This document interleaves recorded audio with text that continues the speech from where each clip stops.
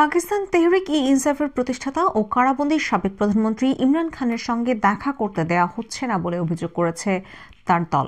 ইমরান খানের সঙ্গে দেখা করতে না দিয়ে সরকার কারাগারের নিয়ম লঙ্ঘন করছে বলে অভিযোগ করেছেন পিটিআইয়ের খায়বার পাখতুনখোয়া সভাপতি জুনায়েদ আকবর।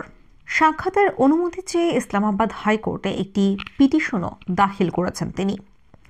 শনিবার পাকিস্তানের সংবাদ মাধ্যম ডন এই খবর জানিয়েছে। আবেদন দাখিলের পর গণমাধ্যমের সঙ্গে কথা বলতে গিয়ে আকবর বলেছেন, সাবেক প্রধানমন্ত্রীর সঙ্গে দেখা করতে না দিয়ে সরকার কারাগারের নিয়ম লঙ্ঘন করছে। তিনি সতর্ক করে বলেছেন, এই ধরনের পদক্ষেপ প্রাদেশিক অসহিষ্ণুতা বাড়াবে এবং রাষ্ট্রীয় প্রতিষ্ঠানগুলোর সঙ্গে পিটিআই প্রতিষ্ঠাতা চেয়ারম্যানের মধ্যে উত্তেজনা সৃষ্টি করবে।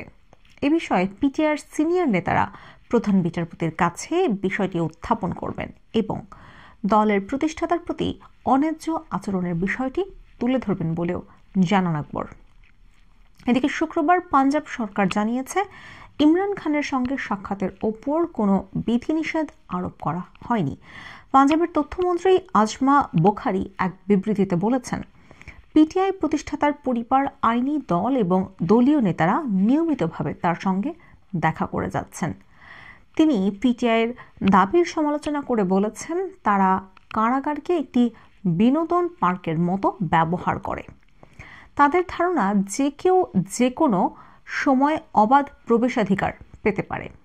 এদিকে খায়বার পাখতুনখোয়া সরকারের মুখপাত্র ব্যারিস্টার মোহাম্মদ আলী সাইফ ইমরান খানের সঙ্গে সাক্ষাতের ওপর থেকে বিধিনিষেধ দ্রুত প্রত্যাহারের দাবি জানিয়েছেন।